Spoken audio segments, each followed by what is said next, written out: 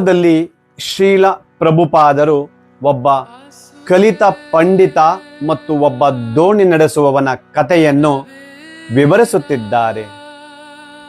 ಕಥೆಯ ಸಾರಾಂಶ: ಬಂಗಾಳದಲ್ಲಿ ದೋಣಿ ಸಂಚಾರ ಬಹಳ ಸಾಮಾನ್ಯ. ಕಲ್ಕತ್ತಾದ ಒಬ್ಬ ದೊಡ್ಡ ಪಂಡಿತ ತನ್ನ ಹಳ್ಳಿಗೆ ಹೋಗಲು ದೋಣಿ ಏರುತ್ತಾನೆ.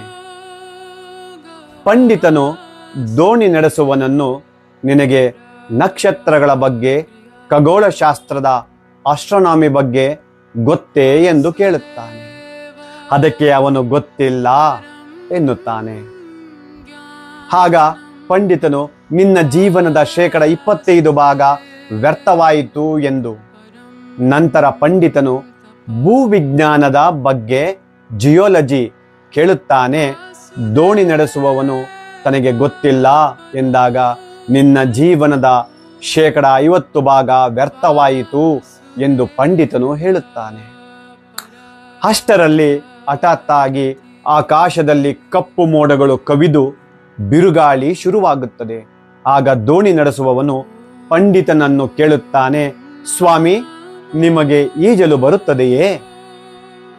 ಪಂಡಿತನು ಇಲ್ಲ ಎಂದಾಗ ದೋಣಿ ನಡೆಸುವವನು ಹೇಳುತ್ತಾನೆ, ಹಾಗಾದರೆ ನಿಮ್ಮ ಜೀವನ 100% ವ್ಯರ್ಥವಾಯಿತು.